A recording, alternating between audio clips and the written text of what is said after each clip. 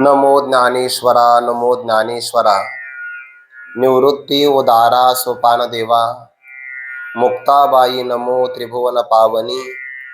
आद्यत्रय जननी देवांची जयांचे केलिया स्मरण. होय सकळ विद्यांचे अधिकरण. तेचे वंदो श्री चरण श्री गुरूंचे, ते नमस्कारोनी आता. जरा मरण मोक्षाय मामाश्रित्य यतन्ति ये, ते ब्रह्म तद्विदुः कृष्ण मध्यात्मं कर्म चाखिलम. एरवी तरी पार्था जन्म मरणाची निमी कथा, ऐसिया प्रयत्नाते आस्था विये जयांची. कैवल्य साम्राज्य चक्रवर्ती विश्वमौली ज्ञानोबाराय सकल ब्रह्मनिष्ठ गुरुजनांच्या परमकृपेने श्री भगवती ज्ञानेश्वरीच्या 7व्या अध्यायाचा विचार आपण करत आहोत. आणि आता सांगतेच्या श्लोकापर्यंत आपल्याला जायचं आहे. आता उर्वरित असणारे जे काही उपांत्य 2 श्लोक आहे, ते श्लोक म्हणजे पुढील अध्यायाचं बीज आहे. अर्थात जन्यजनक भावाने विचार केला तर पुढील 8वा अध्याय जन्य निर्माण होणार आहे. आणि त्या निर्माण करणाऱ्या अध्यायाचं कारण जनक कोण असेल तर ते 7व्या अध्यायातील अंतिम 2 श्लोक आहे. आतापर्यंत आपण विचार केलेला की या प्राणी मात्रांना जो संसार प्राप्त होतो, तो संसार राग आणि द्वेष यालाच इच्छा द्वेष असं म्हणतात. यांपासून जो सुखदुःखादी द्वंद्वात्मक मोह निर्माण होतो आणि त्यामुळे सगळे प्राणी मात्र अविवेकाला प्राप्त झाल्यामुळे आपण परमार्थ मार्गामध्ये प्रवास करावा याचा विचार सोडून देतात आणि सुख दुःखाच्या भोगाला कारण असणारा जन्म मरणात्मक संसार हे ज्याचं स्वरूप आहे, अशा संसाराच्या अरण्यामध्ये पडले जातात. आणि मग संसार स्वरूपच दुःखरूप आहे. संसार दुःख मूळ किंवा दुःख बांधवडी आहे हा संसार. लटिका व्यवहार सर्व हा संसार. फलकट तो संसार, येथे सार भगवंत किंवा सारासार विचारता. भ्रांती ते पाही असारता, ते सार ते स्वभावता नित्य जाणे. जो स्वरूपाने असत जड आणि दुःख रूप आहे, त्यामध्ये जीवाला सच्चिदानंद स्वरूपाची प्राप्ती कधीच होऊ शकत नाही. परंतु हा विवेक विचार जीवाला मात्र प्राप्त होत नाही. त्याची 2 कारणं आपण पाहिली आहे. पहिलं कारण आहे योग माया समावृतः. भगवंताची संकल्प शक्ती त्याला माया शक्ती म्हणतात.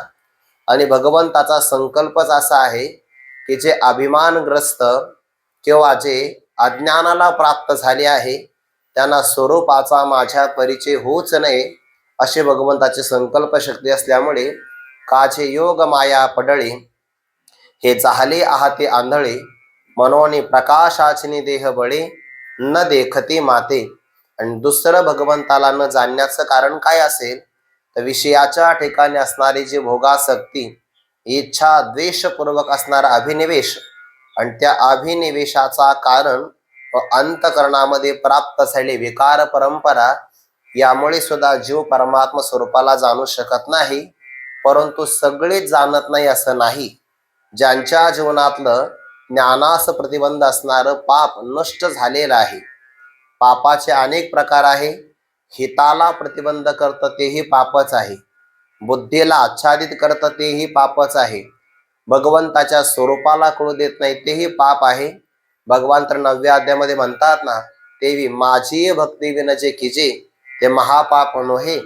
भक्ती वाचून अन्य बाकीचे कर्म करत असेल तर त्याला पाप म्हणू नये का? ते पापच आहे. किंबहुना स्वर्गाला प्राप्त करून देणार.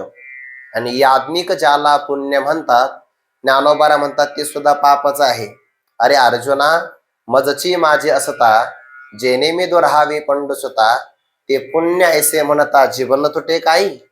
माझ्या स्वरूपामध्ये असताना सुद्धा मत स्वरूपाला प्राप्त न करू देता जे दिव्य भोगाकडे घेऊन जातं आणि स्वर्गाला प्राप्त करून देतं, त्याला पुण्य असं म्हणताना जिभेचे तुकडे का बरं होत नाही?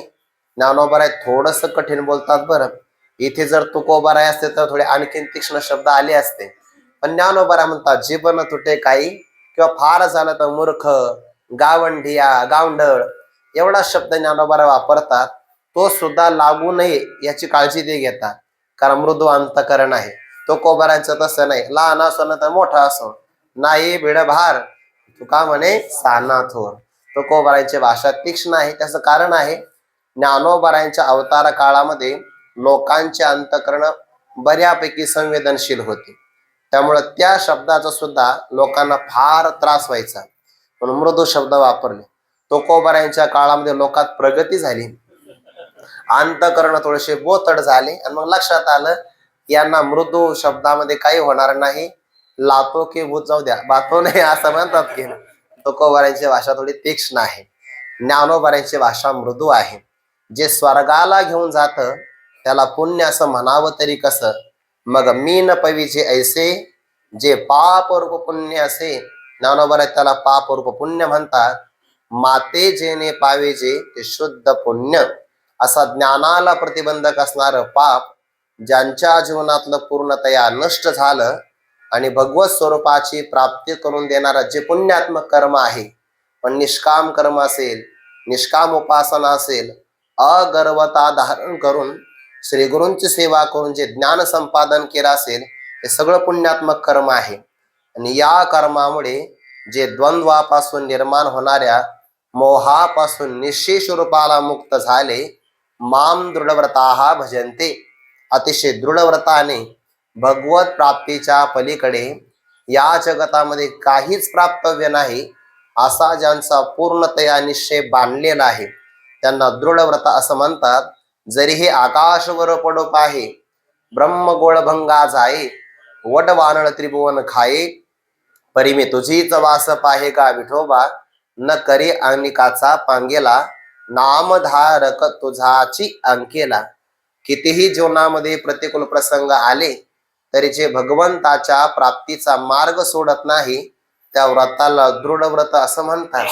आपल्याला साधी भीती जरी वाटली, डॉक्टरांनी सांगितलं तुम्हाला जर जगायचं असेल ना तर तुळशीची माळ काढावी लागते, माणसं वाटच पाहत असतात, त्याला काढायचीच असते. तेव्हा डॉक्टरांचं निमित्त, हो डॉक्टरांनी सांगितलं, बर एवढा विश्वास आहे डॉक्टरावर, आता ते तू वाचणार आहे का, विश्वास पाहतात. दृढव्रत म्हणतात का याला? याला दृढव्रत म्हणत नाही. मरणाचा प्रसंग जरी आला तरी सोडायचं नाही. रामायणातला प्रसंग आहे, त्या प्रभू रामचंद्रांच्या वानर सेनेमध्ये गंधमादन नावाचा एक वानर होता.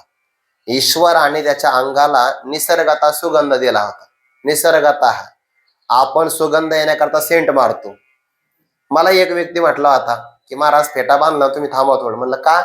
थोडस आत्तर लावतो म्हणे तुमच्या अंगाला. अरे म्हणलं मला सवय नाही याची, मला कस तरी होतं ते. नाही पण वातावरण तयार होतं, मी उभं राहिल्यावर करतो म्हणलं वातावरण. याने वातावरण तयार होत असतं काय? याने जर वातावरण तयार होतं तर जे अत्तर विकतात त्यांचं काय होत नाही, पण ते ग्राहकासाठी वातावरण तयार करतात. काही कल्पना असतात, संकल्पना जाऊ दे, सोडून द्या. पण निसर्गतः त्याच्या अंगातून गंधमादन नावाचं वानर अंगातून गंध प्रगट व्हायचा. आणि ज्याप्रमाणे आपण भाकरी चुरतो की नाही तसा कुंभकर्ण वानराच्या सीनेला चुरून काढायचा. विशाल होता बघा, फार विशाल. गुरुवारी मारुती बाबा सांगत असतात, तो समुद्रातून चालला तर घोट त्याचा फक्त पायाच्या घोट्यापर्यंत समुद्र किती उंच असेल बरं, असं म्हणतात विनोदाने. असेल ते काय, ते त्याचे हजामत करण्यासाठी एक नावी आला. आता त्याने श्वास घेतला सोडला, जेव्हा घेतला तेव्हा वस्तारा आत गेला नाकातून. आता तो वस्तारा काहीतरी मौल्यवान असेल ना, कुठंतरी आहे बा पुणे शहरात सोन्याचा वस्तारा आहे म्हणे एक, म्हणजे ब्लेड साधच आहे त्याला पण बाकी सोन्याचा आहे. रांग लागते हजामत करायला तिथं.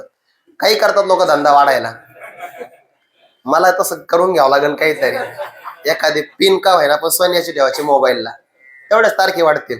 असं सोन्याचा वस्तारा. प्रेम असेल त्याच्यावर बिचाऱ्याचं, त्याने उडी मारली. कशातून? नाकातून. वस्तारा शोधण्यासाठी. तो आवाढव्य शरीराचा होता. 6 महिने फिरला. 6 महिने झाल्यानंतर त्याला एक माणूस आतून येताना दिसला, पोटामध्ये चालू आहे सगळं. त्याने विचारलं, दुसऱ्या माणसाला विचारलं, का म्हणून तुम्ही कशाला आला? त्याने माझा वस्तारा पडला ना त्यामुळे मी आलो. बरं तुम्ही कशाला आला? त्याने माझा उंटाचा कळप गेला याच्या अंगात आणि वर्ष झालं मी फिरतोय, उंटाचा कळप नाही सापडे ना. जिथं उंट नाही सापडा ना तिथे हे सापडेल का? तेवढा आवाढव्य कुंभकर्ण. आणि त्याने मग ते वानर हातामध्ये घेतले मारण्यासाठी चिरडून टाकणार. तर त्याला सुगंध आला आणि बाकीचे दिले सोडून. ते गंध मादनाला आपल्या हातामध्ये पकड, सुगंध घेतला. वा, जिवंत सोडतो म्हणे तुला, फक्त एकदा म्हण मी रावणाचा आहे. तो असं सुद्धा नाही म्हटला की मी रावणाचा आहे असं म्हणणार नाही. नाही नाही, कारण त्याच्यातही रावण शब्द येईल ना पुन्हा. त्याने मी रामाचं म्हणून मरेल, दुसरं काही म्हणणार नाही. रावणाचा असंही नाही म्हणणार, रावण शब्द येईल त्याच्यामध्ये म्हणून. रामाचा म्हणून मरण पत्करलं, पण रावणाचा म्हणून जीवन स्वीकारलं नाही. दृढव्रता आहात ते माझं भजन करतात, ते द्वंद्व मोह निर्मुक्ता भजन ते माम दृढव्रता आहात. अविवेकाचा विकल्प, विकल्प म्हणजे विरुद्ध कल्पना किंवा विकल्प शब्दाचा अर्थ घ्यायचा अविवेकाची स्थिती. परमार्थ मार्ग चांगला आहे, चांगला वाटत नाही. विषय विषयाचा पडी पाडून गोड परमार्थ लागे कडू, विकल्पाचा आहे हा. कडू विषय तो गोडू जीवासे झाला, कवित भाव शुद्धीचे वाटे विखुरले विकल्पाचे काटे. म्हणून प्राणी मात्राला भ्रम निर्माण होतो, पण अशा विरुद्ध कल्पनेचा मार्ग जरी दिसला ते काटे एक प्रकारचे, पण जे दृढव्रता असतात ते अनुकुचिदार काठे पाहिले तरी आपली बुद्धी परमार्थ मार्गापासून माघारी घेत नाही. मती भ्रमाचे पासावणे घेतेचे ना. आता जे व्हायचं ते होईल, त्याने निश्चय केलेला असतो. पैभव स्वर्गा उभ गले मुमुक्ष योग ज्ञाना वळ घाले पुढती नयो या निघाले पैजाजे. आता परत आम्ही येणारच नाही अशा मार्गाने ते चालत राहतात. आणि कोणत्याही मार्गावर चालताना एक निष्ठता असावी लागते. मार्ग सरळ आहे, पण वाटचाल मात्र एकनिष्ठतेने होते. जो एकनिष्ठेच्या पावली रगडोनी विकल्पाच्या भाली. जे काही विकल्पाचे अनुकुचदार काटे भाले असतात ते आपल्या पावलाखाली ते चिरडतात, चालत राहतात, महापातकांचा अरण्य सांडतात. आणि मग भगवत प्राप्तीला जे काही उपकारक पुण्य असेल ते पुण्य एकामागून एक अतिशय वेगाने करतात. मग पुण्याचे धावा घेतले आणि माझी जवळीक पावले, किंबहुना ते चुकले वाट वधेया. आपल्या साधनेतली वाटचाल करत असताना आपल्या साधनेला जे मार्ग घटक आहे की नाही, त्याच्यामध्ये अंतकरणातले विकार आहे बघा. भगवंतानी म्हटलंय हे काम क्रोधाधिक विकार आहे की ना, तो हस्य परिपंथीनं असं म्हटलं आहे. हे मार्ग परमार्थ मार्गाचे मारेकरी बघा. हे ज्ञाननिधीचे भुजंग, विषयधरीचे वाघ, वचन मार्गेचे मान मारकचे मारक असतात. विकार निर्माण झाला तर भजन तप नष्ट होतं, कामना निर्माण झाली तर भजन नष्ट होतं. एखाद्याला तुम्ही रागावून शाप दिला तरी भजन नष्ट होतं, आणि फार मोठा आशीर्वाद दिला रेल्वेच्या गाडीप्रमाणे तरी पण तप नष्ट होतं. ते जपलं पाहिजे. तसं हे वाटमारी करणारे विकार, आणि यांना ते चुकवतात बघा. शहाणा प्रवासी जो असतो की नाही, शहाणा प्रवासी तो त्याला बरोबर कळतं, पाहे चापेना वाट वधा तर आजीची होय जे सावधा. जे अनुभवी वारकरी असतात ना ते बरडला लय सावध राहतात बघा. बरड नावाचा मुक्काम आहे की नाही, तिथं बरीच लुटमार होते, बरेच माणसं हाताखालून काढले जातात तिथं. पण आता आपल्या रावटीतले माणसं आहे, त्यांच्याजवळ आपली पिशवी द्यावी, काही काही विश्वासच वाटत नाही हो. विश्वास नाही वाटत. ते पिशवी सुद्धा बाहेर घेऊन जातात. ते बाहेर घेऊन जायची जागा आहे का, पिशवी सुद्धा. आणि मग ते वाटत तयारच असतात. ते असं एक मनुष्य पिशवी घेऊन गेला, असं 10-15 हजार रुपये, मोबाईल काहीतरी असेल त्याच्यामध्ये घेऊन गेला, विश्वास नाही कोणाकडे. जसा गेला आला तर टावेलवरच आला, परत नाही. काही माणसं सावध राहतात. सावध राहावं लागतं की नाही. जसं व्यवहारामध्ये सावध राहावं लागतं, तसं परमार्थामध्ये विकार हे वाटमारी आहेत. किंबहुना ते चुकले वाट वधेया. वेगाने पुण्य करत, एका मागून एक पुण्य करत. नामस्मरण, स्वाध्याय, श्री गुरूंची सेवा, श्रवण, मनन, निधिध्यासन, तत्वम पदार्थ शोधनम, हे सगळे प्रकारच आहे की नाही, हे सगळे करतात ते. मग पुण्याचे धावा घेतले किंवा भगवत प्राप्ती ज्यामध्ये मोहित. मातेचे ने पावेचे ते शुद्ध पुण्य. अशा पुण्याची धाव घेतात, पळत राहतात. वेगवान प्रवाह. ते का बरं पळत असतील? पळण्याचं काय कारण आहे? पळण्याचं एकच कारण आहे, आयुष्य कधी संपलेने सांगता येणार. आणि दुसरं कारण, भगवत प्राप्ती फक्त मानवी देहात होते. म्हणून जेवढ्या वेगात इथं धावता येईल तेवढ्या वेगामध्ये धावलं पाहिजे. माणसं काय म्हणतात, निवांत परमार्थ करून नंतर. एखादा लहान मुलगा जर मंदिरात जायला लागला, अरे तुला कसं काय वेळ लागलं, हे का आता करायचं असतं होय, नंतर करायचं जेव्हा ऐकू येणार नाही काही नाही तेव्हा, आहे का नाही? असं नाहीये. धाव घ्यावा लागते, धाव. पुण्याचे धावा घेतले. घाई असेल तर मनुष्य, ज्याला कळालं ना मरण आपलं जवळ आलं, ते त्या माणसाची बघा तळमळ किती असते. काही माणसं बघा दवाखान्यातून वाचून येतात, आता काही होतात सावध, काही नाही होत, त्याला काय करणार आपण. जर मनुष्य अपघातातून वाचले, अतिशय जवळून गाडी गेली, जवळून अपघातातून वाचला, कळतं बघा त्याला की क्षणभंगूर आहे. किंवा दुसऱ्याचं मरण पाहिलं. एक महात्मे जेवायला बसले, आपल्या वारकरी संप्रदायातले नाव नाही आठवत त्यांचं, पण कथा ऐकली मी. जेवायला बसले तर त्या दिव्यावर ते पतंग नावाचे किडे झडप घालतात बघा. दिव्यावर पतंगा देपी आलिंगन, मग त्याने ते झडप घातली, ते पतंग नावाच्या किड्याने त्याचे पंख भाजले आणि खाली पडलं ते. तर ते तळमळ करू लागलं, असं तडफडून मेलं ते. छोटासाच कीटक होता. त्या महात्म्याने पाहिलं, बापरे काय मरण क्षण भंगूर आहे. जेवत होते, अर्ध्यात जेवणानं उठले, लगेच आळंदीला आहे. क्षणभंगूर आहे. आपण दररोज अंत्यसंस्कार पाहतो, दररोज एक पहा तसा एकाची तहने, पण आपलं वाटतं आपण अमर आहे, बाकीचे फक्त जाणार आहे. वाटतं की नाही? मृत्यू दररोज पाहिला तर मनुष्य सावध होतो. मग पुण्याचे धावा घेतले आणि माझी जवळीक पावले, किंबहुना ते चुकले वाट वधेया भजन ते माम. ते माझं भजन करतात, पण भजनाची असणारी साध्य प्राप्ती काय आहे, कशा करता भजन करतात ते, तर या उपांत्य श्लोकामध्ये तो विचार सांगतात. 30वा अंतिम श्लोक आहे आणि उपांत्य श्लोकामध्ये भजन करण्याचं कारण आहे. आता या 1.5 श्लोकामध्ये 7 पद येणार आहे आणि या 7 पदांचा विचार पुढच्या अध्यायामध्ये विस्ताराने होणार आहे. त्यापैकी ब्रह्म, अध्यात्म, कर्म, त्यानंतर अधिभूत, अधिदैव, अधियज्ञ, हे झाले 6 आणि प्रयाण काल शब्द एक येणार आहे पुढे. हे 7 शब्द आहे बरं. इथे पण आपण त्याचा विस्तार नाही करणार, फक्त शब्दशः अर्थ बघून पुढे जाऊ. त्याचा विस्तार पुढच्या 8व्या अध्यायामध्ये होणारच आहे. क्रमशः तिथं करणंच ते चांगलं आहे. या 7 पदांचा श्रवणाचा विचार भक्तराज अर्जुनाने ऐकला आणि या पदांचा उलगडा म्हणावा तसा झाला नाही. म्हणून प्रश्न विचारला, देवा किम तत्ब्रह्म किम अध्यात्मम किम कर्म पुरुषोत्तम अधिभूतम च किम प्रोक्तम अधिदैवम किम उच्यते अधियज्ञ कथम कोत्र देहेस्मिन मधुसूदन प्रयाण काळेच कथम नेयोसी नियतात्मभी.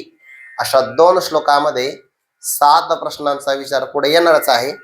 पण ते 7 प्रश्न निर्माण होण्याचं कारण हे 2 श्लोक आहेत. 1.5 श्लोक आहे तसा.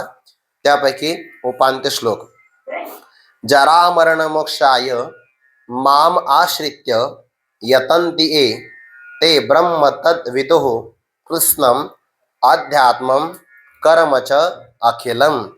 अन्वय असा आहे, ये जे कोणी साधक जरा मरण मोक्षाय, मोक्ष शब्दाचा पहिला अर्थ आहे दुःखाची आत्यंतिक निवृत्ती आणि परमानंदाची प्राप्ती, असा एक अर्थ होतो.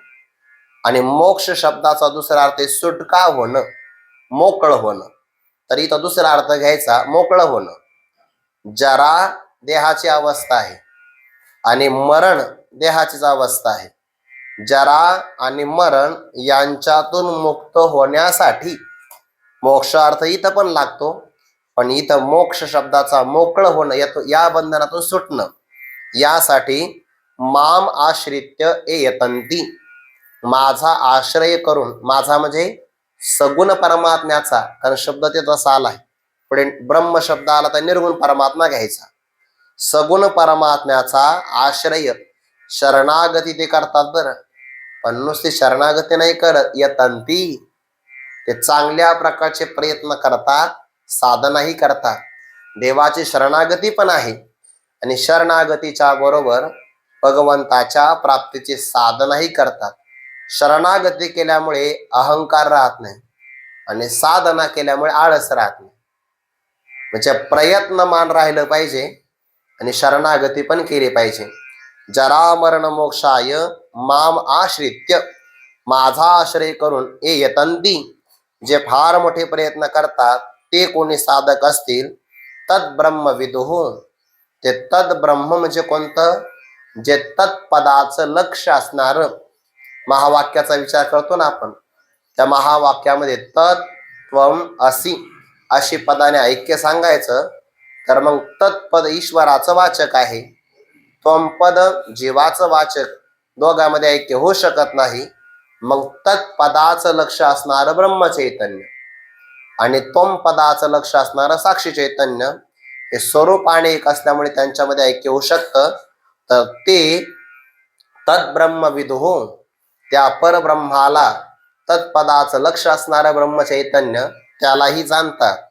त्यानंतर कृष्णम अध्यात्मम, अध्यात्म शब्दाचा अर्थ होतो त्वम पदाचं लक्ष असणारा जो आत्मा त्यालाही जाणतात. अध्यात्म शब्दाचा अर्थ असा आहे आत्मानं नाम शरीरम अधिकृत्य अधिष्ठानम कृत्वा तिष्ठति इति तत् अध्यात्म. इथे आत्मा शब्दाचा अर्थ घेतला आहे शरीर, आणि अधिष्ठान करून म्हणजे काय, शरीर नावाचा उपाधी धारण करून जे चैतन्य शरीराच्या रूपामध्ये राहतं त्यालाच आत्मा म्हणतात. आणि त्या आत्मप्राप्ती करून देणारं शास्त्र म्हणून त्याला अध्यात्मशास्त्र म्हणतात. आत्मानं नाम शरीरम अधिकृत्य अधिष्ठानम कृत्वा, अधिष्ठान म्हणजे राहण्याचं ठिकाण करून. हा विचार तसा पुढे 18व्या अध्यायामध्ये येतो आहे. कारण आत्मा सामान्य रूपाने सगळीकडे व्यापक आहे, पण विशेष रूपाने अभिव्यक्ती व्हायची असेल तर शरीर नावाचा अधिष्ठान असावं लागतं. बरं, एरवी खोटा पदार्थ ज्याच्यावर वाचतो त्याला अधिष्ठान म्हणतात, न राहण्याकरता योग्य ठिकाण त्याला अधिष्ठान म्हणतात. दुसरा अर्थ घ्यायचा तर शरीर नावाचं असणारं अधिष्ठान करून जे चैतन्य राहतं त्याला म्हणतात अध्यात्म. मग इथं कोण होईल, एका शरीरामध्ये राहणारं चैतन्य त्याला आत्मा म्हणतात, आणि ते त्वम पदाचं लक्ष आहे. ब्रह्म शब्दाने ते व्यापक चैतन्याला जाणतात आणि अध्यात्म शब्दाने त्वम पद लक्षाला जाणतात. म्हणजे बघा, तत्पद लक्षही कळतं त्यांना आणि त्वम पदाचं लक्ष हेही कळतं. अखिलम कर्म विदुः, आणि या दोन्ही प्राप्ती करता लागणारं श्रवण मनन निदिध्यासन तत्व पदार्थ शोधनम या कर्माला सुद्धा ते चांगल्या प्रकारे जाणतात. बघा, ज्यांनी माझा अंगीकार केला, जे साधना करतात त्यांना काय काय कळतं, त्यांना ब्रह्मचैतन्य कळतं, त्यांना आत्मचैतन्य कळतं, आणि या दोन्हीच्या प्राप्ती करता लागणारी साधना त्यालाही ते जाणतात. असा माझ्या शरणागतीचा किंवा भजनाचा प्रकार. चरा मरण मोक्षाय मामाश्रित्य यतन्ति ये, ते ब्रह्म तद्विदुः कृष्णमध्यात्मम कर्म चाखिलम. हा झाला श्लोकाचा यथामती अर्थ. आता यावर ज्ञानोबरांचं चिंतन आहे. एरवी तरी पार्था जन्म मरणाची निमे कथा, ऐसी या प्रयत्नाते असता वियेचयांची, तया तो प्रयत्न जे एके वेळी मग समग्र परब्रह्म फळे, जया पिकले या रसगळे पूर्णतेचा, ते वेळी कृतकृत्यता जग भरे, तेत अध्यात्माचे नवलपन पुरे, कर्माचे काम सरे विरमे मन, ऐसा अध्यात्म लाभतया होय गा धनंजया, भांडवल जया उद्यमी मी. इथपर्यंत या सगळ्या ओव्यांचा एकत्र विचार आहे. बरं, सगळ्या ओव्या एकार्थ, सगळा विषय काय, हा प्रबंध आहे. एरवी दुसऱ्या बाजूने पाहिलं तर एरवी शब्द आला की मागील श्लोकामध्ये आपण एक प्रकार पाहिला, आता दुसरा प्रकार आपल्याला जाणायचा आहे. अर्जुना, भगवान म्हणतात, मग पुण्याचे धावा घेतले आणि माझी जवळीक पावले, ते मत सान्निध्याला समीपतेला प्राप्त झाले की नाही, आणि वाट मार्या करणाऱ्या विकारापासून ते चुकले. परंतु अर्जुना, ही गोष्ट सामान्य नाही बरं. यासाठी त्यांनी प्रयत्न केला. कसा, दुसऱ्या बाजूने पाहिलं तर एका बाजूला कळतं आपल्याला की पुण्याची धाव घेतात, महातपातकांचं अरण्य सांडलेलं आहे, ही एक बाजू दिसते. पण दुसरी बाजू अशी आहे, परमार्थाचीच बाजू आहे. एरवी तरी पार्था एरवी आपण जर विचार करून पाहिलं अर्जुना, जन्म मरणाची कथा निमे ऐसिया प्रयत्नांते जयांची आस्था वे हा अन्वय आहे. प्रयत्न कोणते करतात ते संसारात प्रयत्न नाही करत. आपले प्रयत्न कुठं असतात? संसारात. ना मनुष्याला संसारातले प्रयत्न सांगण्यामध्ये भूषण वाटतं. सायासे करीशी प्रपंच दिननिसी हरिशी न बद शिकवण्या गुणे. मनुष्य सांगताना सांगतो, महाराज काही नव्हतं आपल्याकडे, पहिलं काही नव्हतं, मी फक्त अंगावरच्या कपड्यानिशी आलो होतो, भूषण सांगतो. पण आता या बांधापासून त्या डोंगरापर्यंत पठ्ठ्याने कमवलं. प्रयत्न आहे की नाही? नाथ महाराज म्हणतात, अरे जेवढे प्रयत्न इकडे करतो तेवढेच प्रयत्न जर परमार्थामध्ये केले तर द्रव्या लागी भावार्थता जैसे कष्ट ते सर्वथा तैसा कष्टे जरी परमार्था ते ब्रह्मतत्वाचा खेळणे होय. द्रव्य प्राप्ती करता किती कष्ट आहे. रात्रीचा दिवस, दिवसाची म्हणजे काय, रात्री जागरण करायचं आणि दिवसा झोपा काढायच्या. रात्रीचा रात्रीचा दिवस आणि दिवसाची रात्र, दुसरं काय. प्रवास करतो, किती प्रयत्न करतात ना. या इथं नाही मिळालं की दुसऱ्या गावात, दुसऱ्या नाही गावात, दुसऱ्या राज्यात, दुसऱ्या देशात, नाही चंद्रावर सुद्धा शोध लावू आता. एवढे प्रयत्न करतात की नाही वर शोध लागला तर जमिनीत लावतात, खाली शोध घेतात सगळे. जेवढे प्रयत्न व्यवहारात करतात तेवढे परमार्थामध्ये नाही. परमार्थामध्ये आळस येतो बघा. आपण म्हणलं का हो तुम्ही का करत नाही? पडवणे राहीन तैठ आहे ओगाची संताची पाहिजे न मगे न करे काही तुझी न गावी. हे प्रमाण यासाठी होय, यासाठी नाही. हे प्रमाण हे पडवणे राहीन तैठ ही समर्पण आहे. संतांचं चरण प्राप्त झालं की माझ्या मनाने आता काही करणार नाही, ते सांगतील तसं करेल, असा अर्थ आहे त्याचा.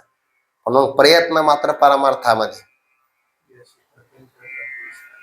ज्याशी प्रपंचाचा अतिविस्तार त्यास म्हणते भाग्य थोर.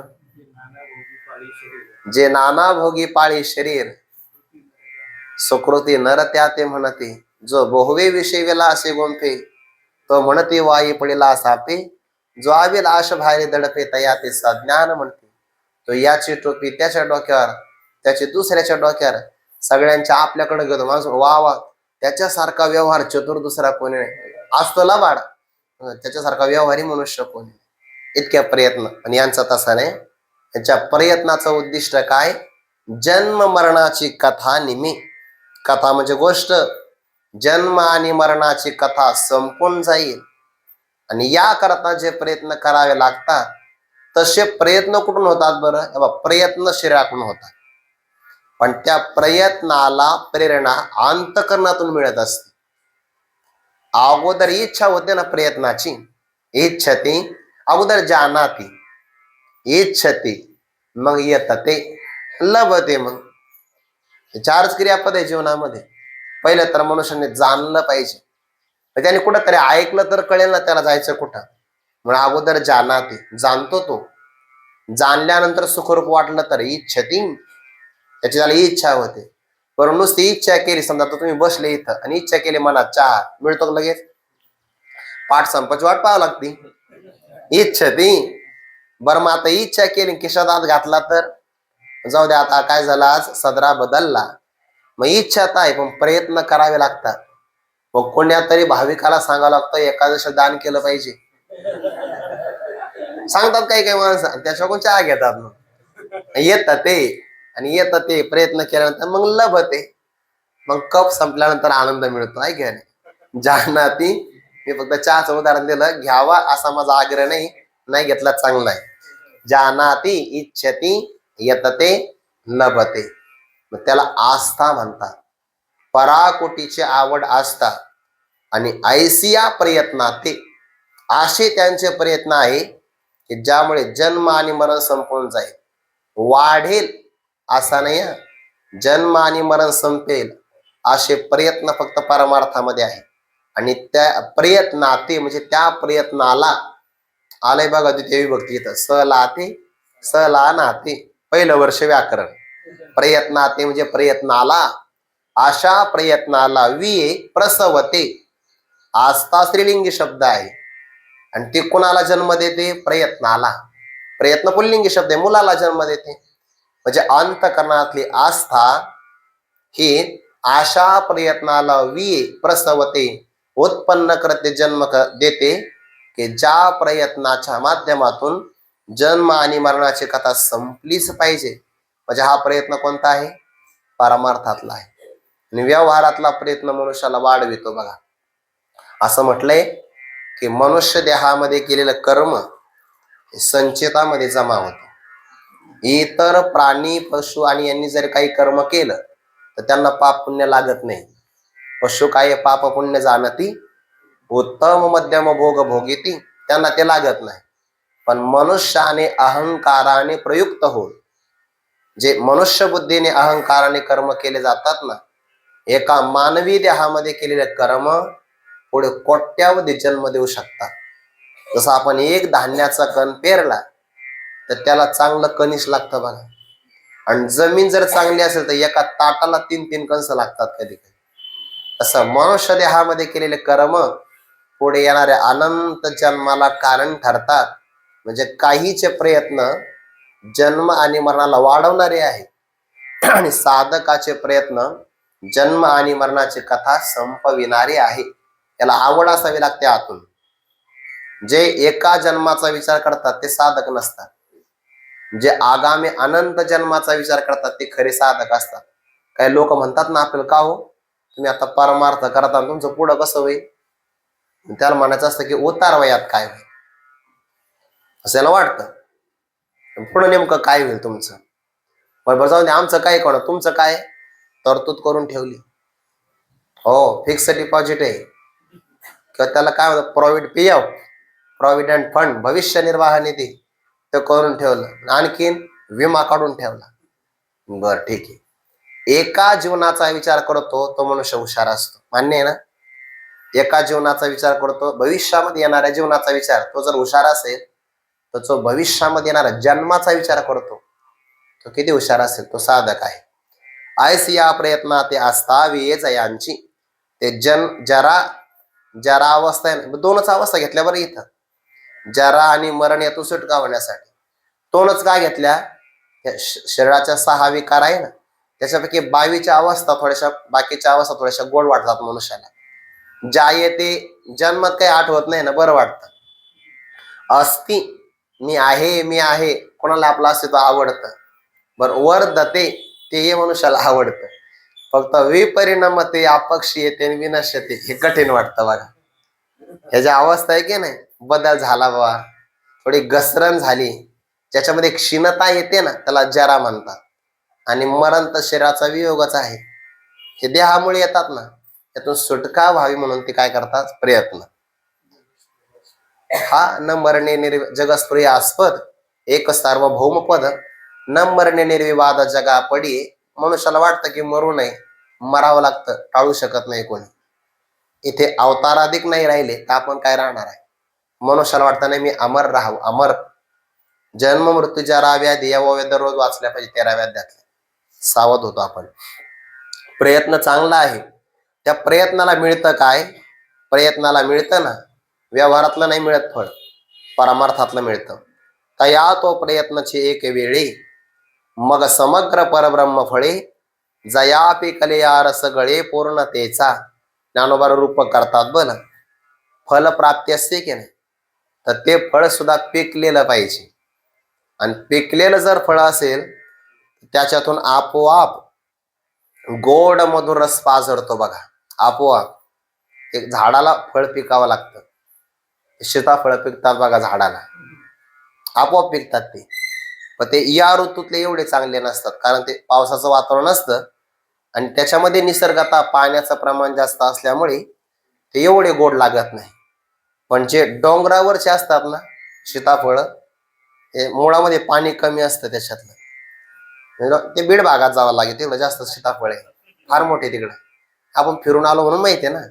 किंवा दुसरं कुठे डोंगराळ भागामध्ये सीताफळ जे असतात दगडात आलेले, त्याच्यात पाणी नसतं जास्त, पण गोड फार लागतात. पिकलेलं सीताफळ जर खाल्लं, झाडावर पिकलेलं, तर ओठाला ओठ चिटकतात बघा, इतके ते गोड असतात. पाणी नका सुटू देऊ, वर्णन केलं आहे. ते पिकलं की देठ वरतीच राहतं आणि कधी कधी बरोबर नुसतं फळच खाली गळून पडतं, ते पिकलं म्हणतात त्याला.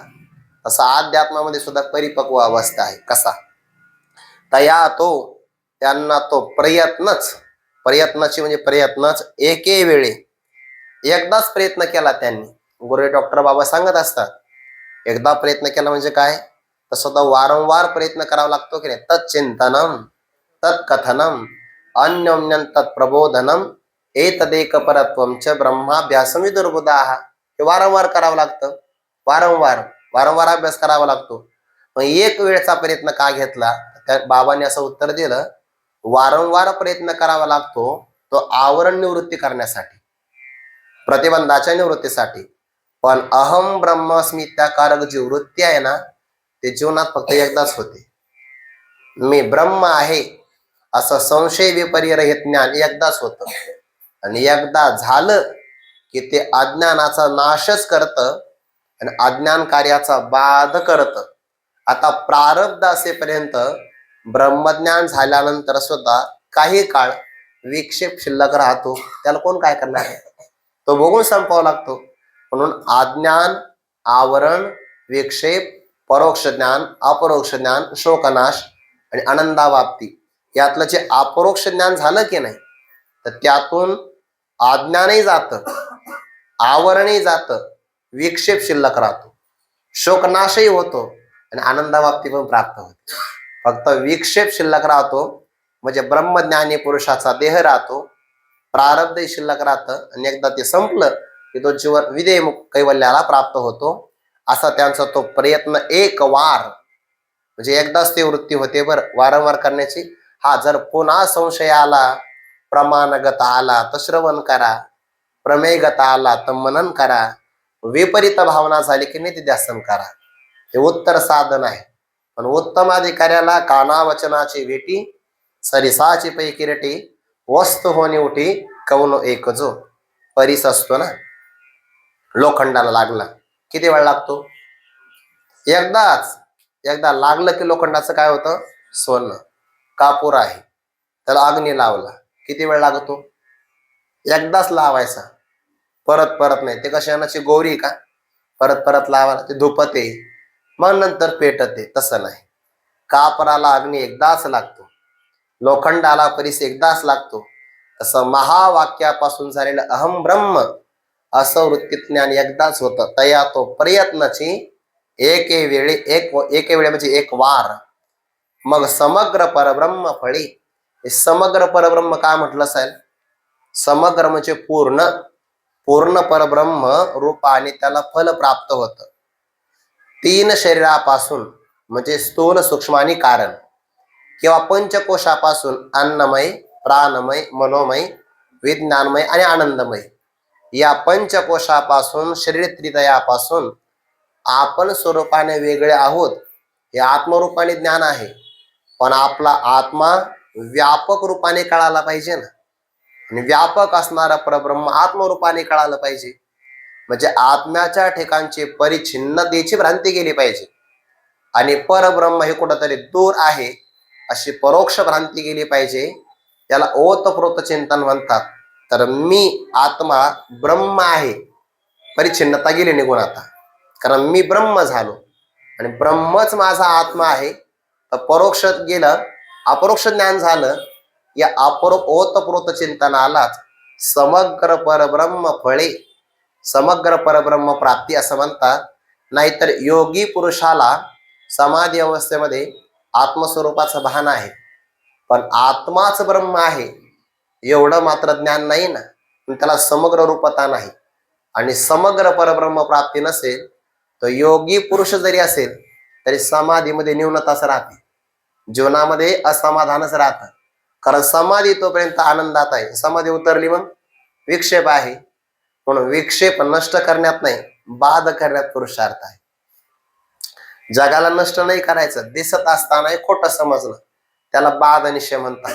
मग समग्र परब्रह्म फळे, आणि जया पिकले या त्या परब्रह्म नावाच्या फलाची प्राप्ती झाल्यानंतर जेवढा जेवढा आपला अधिकार वाढेल त्याच्यामध्ये शुभेच्छा, सुविचारणा, तनुमानसा, सत्वापत्ती, असंसक्ती, पदार्थ भाविनी, तुर्यगा ह्या उत्तर जीवनमुक्तीच्या विलक्षण सुखाच्या अवस्था प्राप्त झाल्या की त्या जीवनाचा, त्या आध्यात्मिक व्यक्तीचा किंवा या फलाचा पिकले या हे परिपक्व झाल्यानंतर रसगळे पूर्णतेचा, त्यातून पूर्णता. आता जीवनामध्ये काही प्राप्तव्य नाही, कर्तव्य नाही, भोक्तव्य नाही, किंबहुना ज्ञातव्य सुद्धा राहत नाही. याला पूर्ण अवस्था म्हणतात. इच्छाच राहत नाही, काम नाही, काम नाही, झालो पाहि रिकामा. आणि ही पूर्णता आतून असते बरं. ज्याचे आतून पूर्णता आहे ना त्याचं पूर्ण समाधान राहतं. आणि ज्याची आतून अपूर्णता राहते तो वरून दाखवतो आम्हाला काही लागत नाही, आम्हाला काही लागत नाही, आमची काही इच्छा नाही, आम्हाला काही अपेक्षा नाही. बर, आणि आतून आतून मात्र घालमेल झालेली असते. पूर्णता तशी नाही. मिळालं काही तरी समाधान, नाही मिळालं तरी समाधान. गोमटे काही पावे संतोषतेने नाभी भवे, जो ओखटेने नागवे विषादाशी. पाऊस पडला तरी समुद्रात फरक नाही पडत, नाही पडला तरी फरक नाही पडत, कारण तो पूर्ण आहे. जर समुद्र एवढा पूर्ण असेल तर अध्यात्म लाभ प्राप्त झालेला महात्मा किती पूर्ण असेल. जया पिकले या रस गळे पूर्णतेचा, आणि त्याच्या या पूर्णतेचा लाभ अन्य लोकांना सुद्धा होतो. ही पूर्णता प्राप्त झाली तर ते वेळी कृतकृत्यता जगभरे, ते तर अध्यात्माचे नवलपन पुरे, कर्माचे काम सरे विरमे मन. ही कृतकृत्यता आहे बरं, पूर्णता आहे. मनुष्य देहामध्ये आल्यानंतर जे प्राधान्याने करायला पाहिजे आणि जे केल्यानंतर मनुष्याला अन्य काही करावंसं वाटत नाही, कृतम कृत्यम किंवा कृत्यम कृतम, जे करायला पाहिजे ते त्याने केलेलं आहे. काय करायला पाहिजे? परमात्म प्राप्ती मनुष्य देहामध्ये करता येते ना. आणि ती मनुष्य देहाच्या साधनेतून एकदा पूर्णता परब्रह्माची प्राप्ती प्राप्त झाली, त्याला करणं काही शिल्लक राहत नाही. त्याला म्हणतात कृतकृत्यता. आता करणीय काही नाही, कृतकृत्य झालो, इच्छा केली ते पावलो, आणि मग आम्ही धन्य आहोत, आम्ही धन्य आहोत, तर त्याची ती धन्यता सगळ्या जगामध्ये व्यापते. म्हणजे कृतकृत्यता जगभरे. आता करण्याचं काही शिल्लक राहत नाही, त्याच्या त्या धन्यतेने सगळं जग व्यापलं जातं. जगात प्राप्तव्य काही नाही, कारण जगाचा अधिष्ठान देव त्याला प्राप्त झाला. कृतकृत्यता जगभरे, ज्याच्यामुळे हे प्राप्त झालं. आपण शब्द पाहिला, अध्यात्म कशाला म्हणतात? आत्मानम शरीरम अधिकृत्य अधिष्ठानम कृत्वा तिष्ठती. शरीर नावाचं अधिष्ठान करून जे आत्मचैतन्य राहतं त्याला अध्यात्म म्हणतात. आणि त्या अध्यात्म प्राप्ती करून देणारं शास्त्र, म्हणजे आत्मप्राप्ती करून देणारं शास्त्र, त्याला अध्यात्मशास्त्र म्हणतात. त्याला थोडक्यामध्ये आत्मज्ञान म्हणतात. हा त्याचा अर्थ आहे. आत्मज्ञानाचं सुद्धा नवलपन पुरे. नवलपन म्हणजे कौतुक. जोपर्यंत आपल्याला ब्रह्मप्राप्ती होत नव्हती किंवा आत्मप्राप्ती होत नव्हती तोपर्यंत आत्मज्ञानाचं कौतुक असतं. पण एकदा आपल्याला आत्मस्वरूपाचं यथार्थ ज्ञान झालं की आता आत्मज्ञानाचं सुद्धा कौतुक राहत नाही. रस्ता कुठपर्यंत धरायचा? गाव येईपर्यंत. एकदा गाव आलं की रस्ता सोडून द्यायचा. औषध कुठपर्यंत घ्यायचं? आरोग्य प्राप्तीपर्यंत. आरोग्य प्राप्त झालं की आता औषध घ्यायचं नाही. जेवायचं कुठपर्यंत? 3 डेकर येईपर्यंत. बरोबर ना? डेकर येईपर्यंत. तसं अध्यात्म ज्ञानाचं कौतुक कुठपर्यंत? आत्मप्राप्ती होत नाही तोपर्यंत. आणि ज्यावेळी ही पूर्णता प्राप्त होते, कृतकृत्य झालो, कृतकृत्यता जगभरे, अध्यात्माचे म्हणजे आत्मज्ञानाचे नवलपन पुरे. त्याचं कौतुक, आत्मज्ञानाचं कौतुक आहे जे कशानेच प्राप्त होत नाही. ती दुःखाची अत्यंतिक निवृत्ती आणि परमानंदाची प्राप्ती आत्मज्ञानाने होते. किती मोठं कौतुक आहे. पण ते कौतुक सुद्धा संपत. डॉक्टर बाबा एक वाक्य सांगतात पाठामध्ये, आपल्याला कशाचंच कौतुक वाटलं नाही पाहिजे, कशाचंच नाही. ती पूर्णता आहे. अध्यात्माचे सुद्धा नवलपन पुरे. कर्माचं तर काम अलीकडेच संपलेलं आहे, कारण कर्म फक्त अंतकरण शुद्धी करून देतं. कर्माचे काम सरे, कर्माचं काम संपून जातं. विरमे मन, आणि आपलं मन विरमे, दोन अर्थ होता, शांत होऊन जातं. किंवा विरमे म्हणजे विशेष रूपाने आत्मस्वरूपामध्ये रमे, रमत. पण इथं शांत होण्याचा अर्थ घ्या, मनपणाने शिल्लक राहत नाही. मिठाचा कडा समुद्रामध्ये गेला, किती वर्षभर राहतो ना तो? कमीत कमी वर्षभर राहत असेल? नाही. समुद्रामध्ये शांत होऊन एक रूपतेला प्राप्त होतं. तसं मन बुद्धी परमात्मा स्वरूपाशी एकरूप होऊन जाते. किंबहुना जीव सुद्धा जीव रूपाने राहत नाही. तो जीव हे भाष सरे ब्रह्म परमात्मा बोधे भरे, अशा स्वरूपाला तो प्राप्त होतो. धन्य होम न मे कर्तव्य विद्यते किंचित. मी धन्य आहे, मी धन्य आहे. आता मला काही कर्तव्य नाही, काय शास्त्र आहे, काय गुरु आहे आणि काय मी आहे. त्यामुळे मला त्यांची प्राप्ती झाली, सेवा केली, याला कृतकृत्यता म्हणतात. जे करणीय आहे ते त्याने अगोदर केलं आहे. बाकीच्या गोष्टी उशिरा मिळाल्या तरी चालेल. करणीय मात्र कृतकृत्यता अध्यात्माला. नाहीतर बाकीच्या देहात गेल्यानंतर पश्चाताप सुद्धा करायला वेळ राहत नाही. कारण तिथं गेल्यानंतर तेच बरं वाटतं. पण मात्र अंतिम जीवनामध्ये पश्चाताप होतो. बरं, हे का बरं मी हे केलं नसेल, मी पापच का केलं असेल, असा पश्चाताप होतो शेवटी. बरं, पण नाही इलाज आहे, तिथं काही चालत नाही ना. मग का बरं मी पुण्य केलं नसेल, का बरं मी झोपाच काढले असेल, असं नंतर वाटतं वेळ निघून गेल्यावर. ते वेळे कृतकृत्यता जग भरे, ते तर अध्यात्माचे नवलपन पुरे. कर्माचे काम सरे विरमे मन, ऐसा अध्यात्म लाभ तया होय गा धनंजया. भांडवल जया उद्यमिनी. भगवान म्हणतात, ज्याच्या व्यापारामध्ये, हा व्यापार व्यवहारातला नाही बरं, हा व्यापार परमार्थातला आहे. ज्या व्यापारामध्ये मी भांडवल आहे, माझा आधार, माझी शरणागती, माझी भक्ती, हेच भांडवल आहे. आणि त्या भांडवलाच्या जोरावर त्याला असा अध्यात्म लाभ होतो. म्हणजेच काय, खर तर परमार्थामध्ये प्राप्ताचीच प्राप्ती आहे ना. ज्या आत्मस्वरूपाला प्राप्त करायचं ते आपल्यापेक्षा वेगळं आहे का? नाही. फक्त ते आपणच आहोत. फक्त अप्राप्तीचा भ्रम निवृत्त करायचा. आणि मग ज्याची देश काल वस्तू परिच्छेद भिन्नता आहे, जे व्यापक आहे, सच्चिदानंद स्वरूप आहे, अशा आत्मस्वरूपाची प्राप्ती म्हणून आत्मलाभा सारिखे गोमटे काहीची न देखे, मनोनी भोग विषय के हरिखे नाचो. आणि असा अध्यात्म लाभ आहे ज्यामुळे कृतकृत्यता राहत संपली. अध्यात्माचं कौतुक, आत्मज्ञानाचं कौतुक संपलं, कर्माचं काम शिल्लक राहिलं नाही, मन शांत होतं, त्याला म्हणतात अध्यात्म लाभ. दुसऱ्या अंगाने विचार केला तर अध्यात्म लाभाचं लक्षण आहे ज्यात मन शांत झालं पाहिजे. दुसरं लक्षण, ज्यात कर्माचं काम संपलं पाहिजे, ज्यामध्ये आत्मज्ञानाचं कौतुक शिल्लक राहता कामा नये, तर अध्यात्म लाभ. आणि ज्यामध्ये खरी कृतकृत्यता प्रकट झाली पाहिजे, असा अध्यात्म लाभ आहे. आणि सगळ्या मानवाला हीच अपेक्षा आहे, मन शांत व्हावं, बस. आता करणं काही शिल्लक राहिलं नाही पाहिजे. ज्ञानाचं सुद्धा कौतुक नाही आता, तर ज्ञानाचं काम संपलेलं आहे. हा अध्यात्म लाभ आहे.